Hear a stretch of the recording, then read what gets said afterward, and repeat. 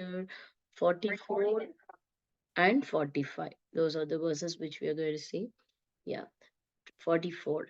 Bhogaishvarya prasaktanam tayapahirta chetasam vyavasayatmika buddhi samadau na vidiyate. Bhogaishvarya prasaktanam tayapahirta chetasam vyavasayatmika buddhi samadau na vidiyate.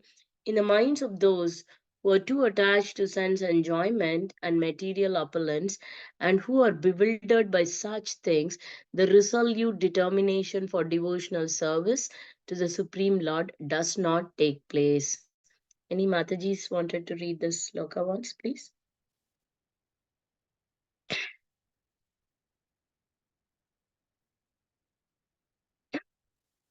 Mataji? Any Matajis or Prabhu? Anyone can read the sloka once. Hare Krishna Mataji. Yes, Prabhu. भोगैश्वर्य प्रसक्तानां तयापहृतचेतसां व्यवसायात्मिका बुद्धि समाधौ न विधीयते. Thank you, Prabhu. We'll go to the next sloka. 45.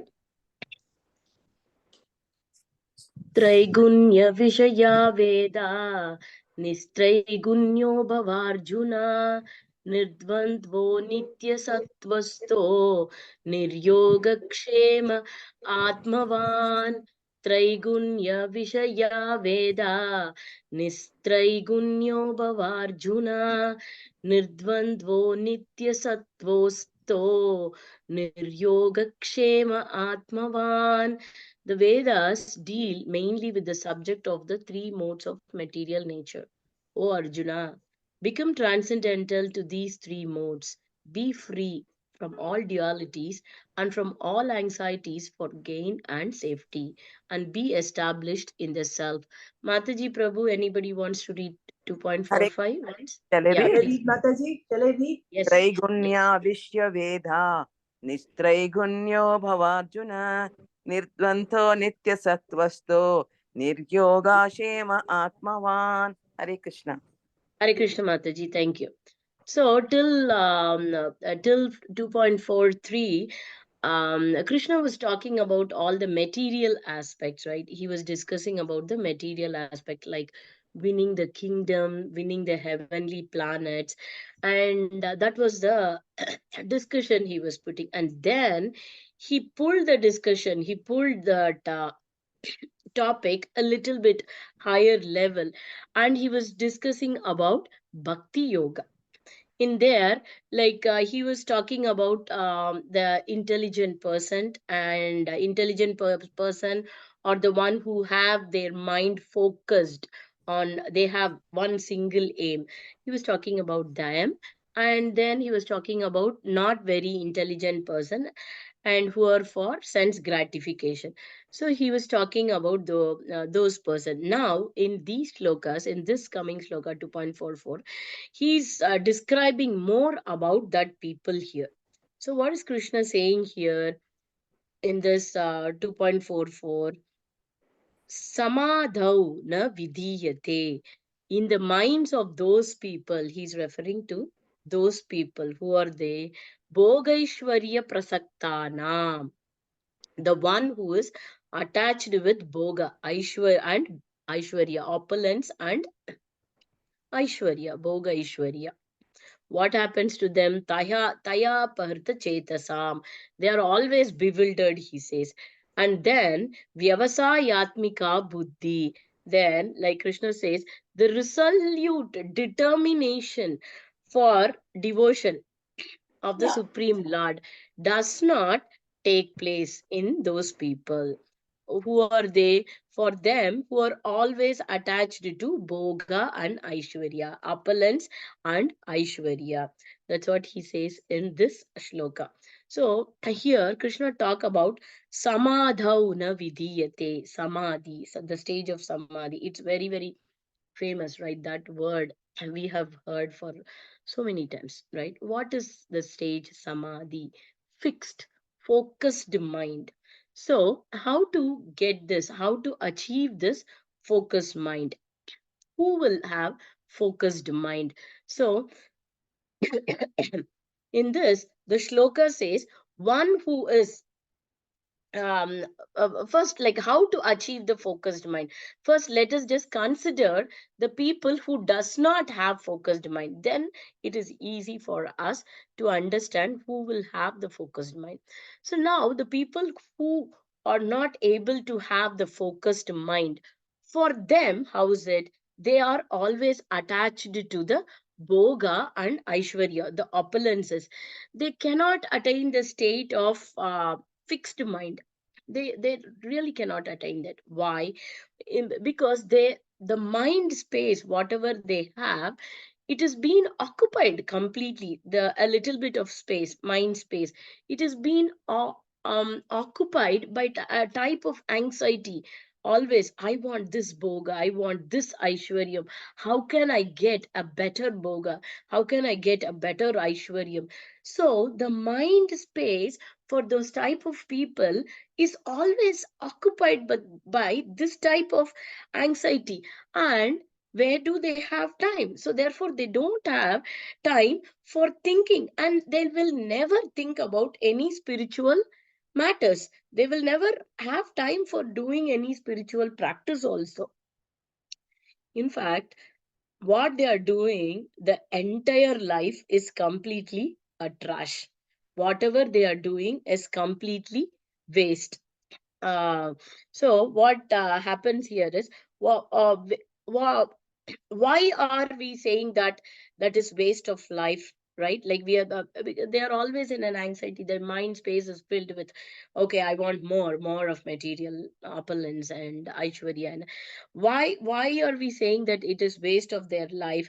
It is a type of just let us just take an example, so to understand that why are we saying that that is waste of life for them. They are just like always hankering for boga and aishwarya. So they are not able to concentrate. They are not able to fix their mind in the higher platform. So these people, we are saying that waste of life. Why? The example here, what we can say is, a student is there who has passed his 12th grade, and he has worked very hard for attaining this stage. He passed his 12th grade, and he's looking for admission into the best universities. So when he applied, he got the admission into one of the best universities in the world. So when he got, then after going into the university, what he's trying to do is, he's just going in search of the best food what he can get, either in this restaurant or in that restaurant or in any canteen. What type of food can I get here, there, and everything? What is this sounds like? He worked so hard for getting into the top university, like without studying. Then he is going and hunting for the best food in different canteens and uh, different places, right? So throughout his semester, he does the same. Like whatever he was looking for, he achieved it, but he did not work on it. He, throughout his semester, he's going and looking for where to get the good food. So he is wasting his thing, right? He got a good admission, and what was his higher goal? His higher goal was to study. But what is he doing? He's just going into these canteens and cafeterias and looking for the best food. So looking for the best food is like, he could have done that outside the university itself. Why did he come into this best university and come and look for this best food over here? It makes us to think, right? That is waste of getting admission into that university. So it is similarly like that. That those type of people whose mind space, they occupy it with this type of anxiety for boga and aishwarya, their total life time is waste. It is similar to this example what we were talking, because this human form is a rare opportunity for us, right? It is like we are in this human form, which is the rare and rarest opportunity which we got. And in this human form, if we are not utilizing to just know the goal of life, and if we are not able to march towards the goal of life, and if we are thinking about the other material opulences, then it is the waste of this lifetime itself. So that's why here it is said that it is waste. Almost like, this is almost like spending the whole life in the university, spending time in searching the food in different cafeterias. This rare opportunity, we should utilize it for what? To know the goal of life. What is the goal of life? Breaking the cycle of the birth and death. So when this is not done, what is happening? When this goal of life is not understood, the human form of life is given to us to know the goal of life and to march towards that.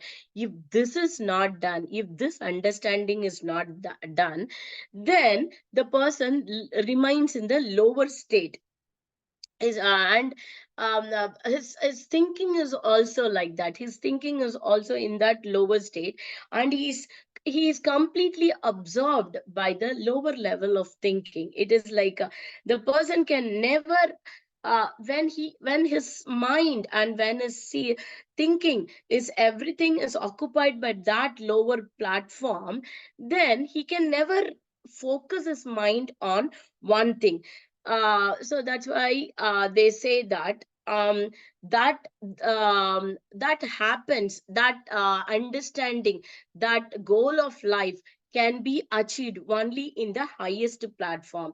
This person who's anchoring for the material benefits, he can never, his mind remains in the lower state, and he can never think about that. His mind will never be focused, will never be fixed.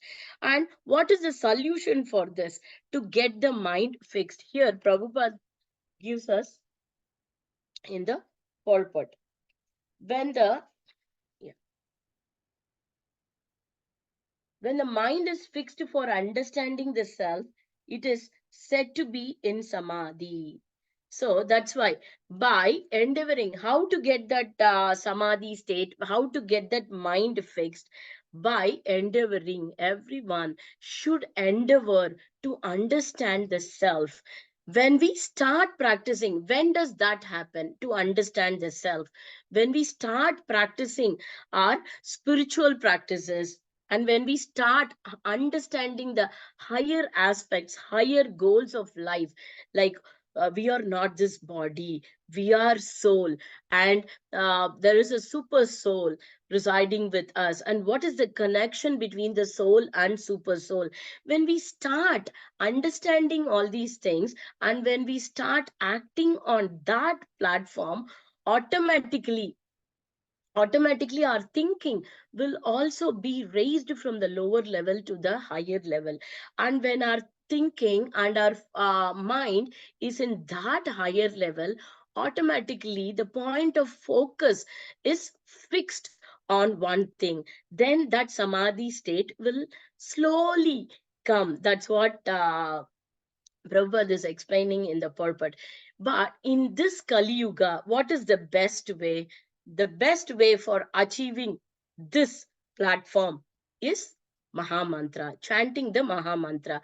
When we chant Hare Krishna, Krishna Krishna, Hare Hare, Hare Rama, Rama Rama, Hare Hare.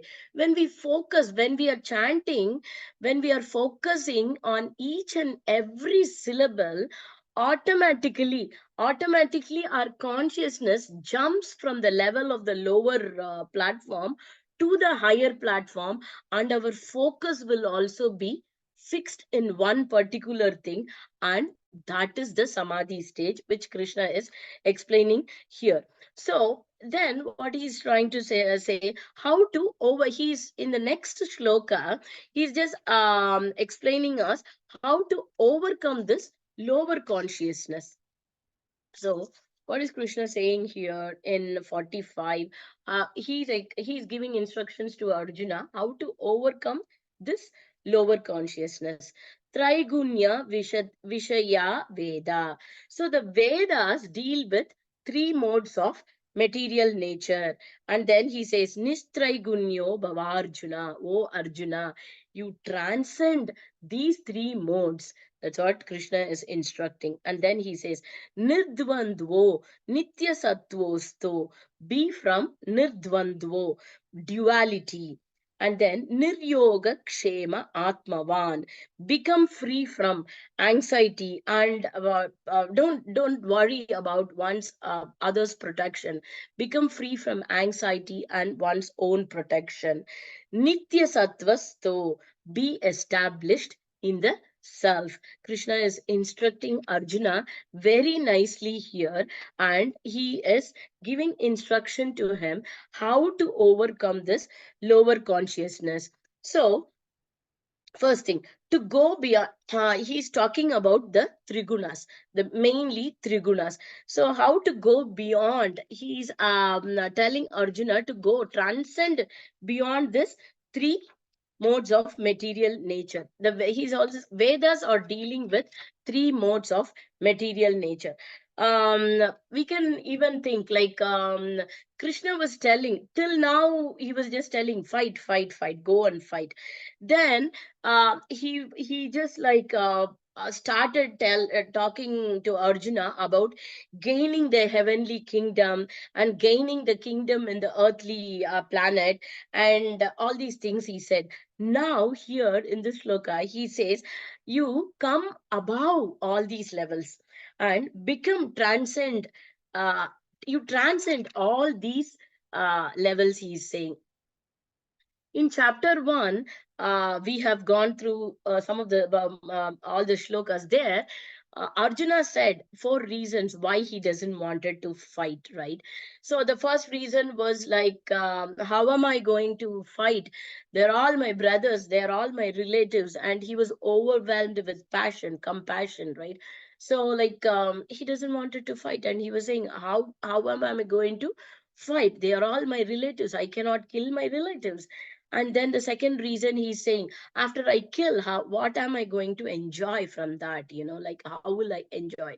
And the third reason he's saying, like, sins will overcome. He said all these reasons. And the fourth reason, what he said was like, all the elders, all the male will be, if all the males elders are being killed in this battlefield, then the women's will not have protection, and their tradition will also be lost.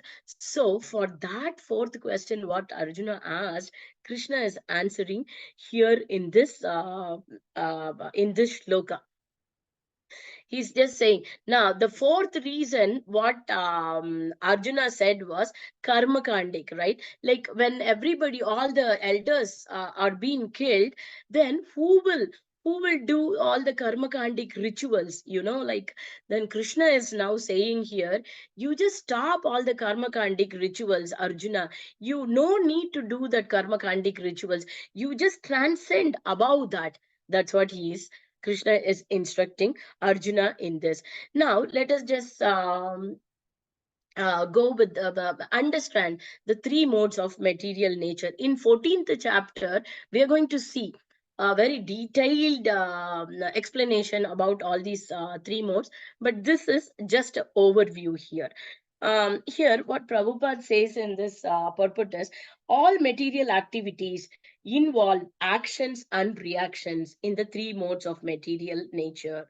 They are meant for fruitive results, which cause bondage in the material world. So, all the three gunas, sattva, rajo, and tamo guna. Sattva guna, the mode of goodness; rajo guna, the mode of passion; and tamo guna, the mode of ignorance. Right. So all these modes, all these three gunas are influencing every one of us in our each and every activity, right? So the person who's in the mode of goodness, he does all his duty without expecting anything, without getting attached to the results of what he is doing.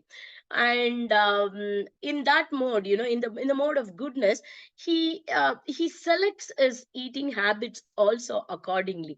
In the mode of goodness, it will be good. and he's determined, he's very well determined and focused, and he's selfless.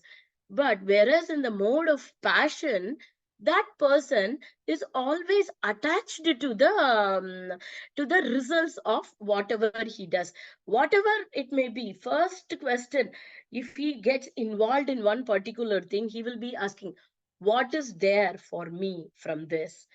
So that is the mode of that is the person who is in the mode of passion. So he's like a pendulum. His anxieties are like always swinging. He'll go to the end of the happiness, and then he's like not satisfied, and again he'll go to the end of the other end of the distress, like for his sadness when it comes. So he is always swinging in the end of both this happiness and the distress. So that is the person who is in the mode of passion. And whereas the person who is in the mode of ignorance, he is a very lazy person, and always this he'll be mad, and madness haunts this type of person who is in the mode of tamoguna, ignorance. So any activities, whatever we are doing in this material world, is which is meant for our sense gratification. Whenever we do this type of activities, we are bound in this three modes of nature. So the our activities are influenced, whatever activities we are doing, that is being influenced by this three modes of nature. So what is happening when we are bound in this, we are being held back in this material world itself. We'll be held back in the cycle of birth and death itself. There is no way for us to come out of this. So here, let us see what Prabhupada says in the purport. The Vedas deal most with fruitive activities to gradually elevate the general public from the field of sense gratification to a position of transcendental plane. So, we by hearing this, we can just think, then why is this Vedic scriptures talking about all these three modes of why it is given in the Vedic scriptures, these three modes of material nature? When we say that this is the reason why we are getting bound to this, and we are stuck in this in this material life, then why it is given in the Vedic scriptures? That's a question which we may get, right? This is because actually not everyone is qualified to be on the plane of transcendence, right? So not only qualification, not everyone is interested to be in the plane of transcendental platform. So like talking about body, soul, bhakti, devotional service, it is not possible. It is not the common interest of everyone, right? So it is not possible for everyone, 100% of the people, to be in the mode of transcendent. Therefore there are people of different levels, from the lowest level till the highest level people who are in the mode of, in the platform of transcendence. They have transcended all the three modes of material nature. So what happens to the people who are in the lower level? For them, that is why, that is the best thing about our Vedic scriptures. Vedic scriptures accommodate everyone, every person. There is nothing like only the person who's in the higher platform Vedic scriptures are accommodative for them. There is nothing like that. Vedic scriptures never reject any type of people. That is more accommodative, that is the most accommodative for all varieties of people.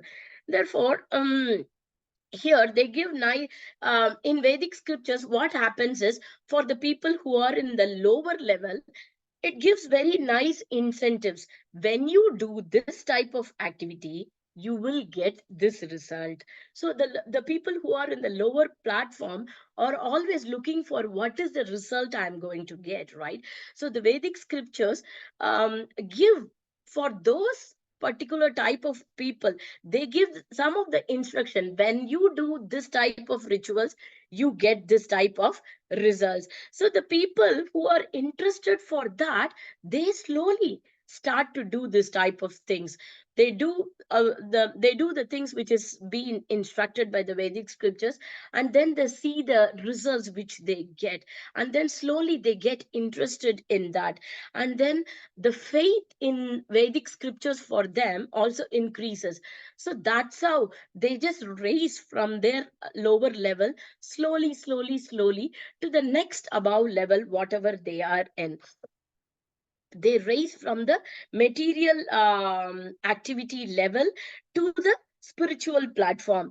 They will raise from knowing the what is the difference between the material body and the spiritual body, and what is the difference between the material enjoyment and what is the spiritual goal. This is how they raise from the lower platform to the higher transcending platform. Prabhupada also says, when the activities for sense gratification, namely the Karma Kanda chapter, are finished, then the chance for spiritual realization is offered in the form of Upanishad. So, when a person is, what happens is when a person is frustrated by doing some activity and getting that, when he's starting from that lower stage, right? He does some activity, he gets some activity, then that is temporary. He realizes that when he is frustrated, then what happens is he starts to searching for something which is permanent. Now that is the time he becomes qualified and eligible to start practicing the spiritual things and that platform. Then what happens is he starts reading Upanishads. That's what we are doing right now. We are reading Gita Upanishad. We are reading Bhagavad-gītā every day. So Bhagavad-gītā is the highest in the Vedic scriptures. It is the condensed form of all the Vedic scriptures. It talks about the highest goal of life. What is the highest goal of life? Breaking the cycle of birth and death and going back home, back to Godhead. So that's what Krishna says here. How we are going to achieve that? Krishna said here, right? Trigunya Vishaya Veda Vishaya Veda Bhava. So, how are we going to achieve that? Transcend all these three modes. Then you achieve the goal of life. Then we can march towards the goal of life. So, what should we do for transcend? What should we do for that? When the, yeah, one has to learn tolerance in the face of dualities such as happiness and distress, or cold and warmth. And by tolerating such dualities, become free from anxieties regarding gain and loss. We have seen in the 14th shloka in this chapter, Krishna instructs Arjuna, right?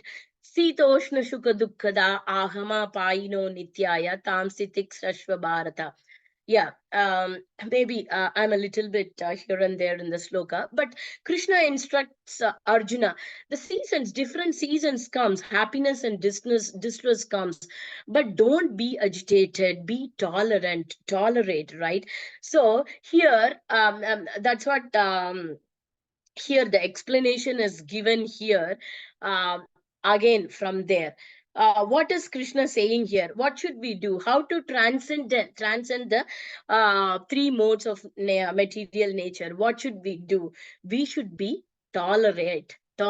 We should be tolerant. We should never get agitated for anything, any sort of situation coming in our life. Just be tolerant. And here Krishna says, be free from the dualities. Be free from the dualities and the anxieties of gain and safety. I have to protect my family. So that type of, don't get captured by those type of thing. Be free from the anxieties of gain and safety. Krishna says this, and finally what is he telling Arjuna? So transcend these three modes. Don't be agitated, be tolerant. What should you do? Be free from the dualities, be free from the gain and safety of our others. So now go and fight Arjuna. That's what Krishna is. Finally, for everything, he just comes back to the same point. Arjuna, now it is your duty. Go and fight. Don't think about anything. So saying this, Krishna is talking more on this topic in the next few slokas also. Thank you, Matajis and Prabhujis. I hope it was clear, these two shlokas. And if any doubts and comments, welcome. Vancha kalpatarubhyascha kripa sindhobhyavacha patitanam pavanebhyo vaishnavebhyo namo namah. Anantakoti Vaishnav Vrinda ki jai. Srila Prabhupada ki jai. Thank you, Prabhu, for this great opportunity. Hare Krishna. Hare Krishna, Mataji. Dandot Hare pranam, Krishna. Mataji. Hare Hare Thank you, Krishna. Krishna. Mataji. Dandavat Hare pranam. Krishna. Thank you, Mataji. Dandot pranam. Hare Krishna. Hare Thank you, Krishna, Mataji. Dandavat Pranam, Mataji. Hare Dandavat Krishna. Pranam. Thank you, Thank you, Mataji. Mataji. Dandavat Hare pranam. pranam. Thank you, Mataji. Dandavat Thank you, pranam. Mataji. Thank you, Mataji. Dandot pranam. Any doubts and doubts, Matajis, Prabhus, in these two shlokas, what we did today?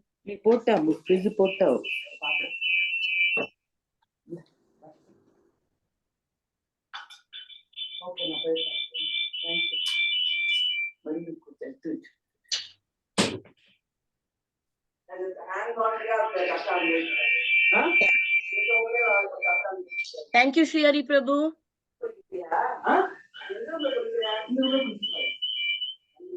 Shri Hari Prabhu.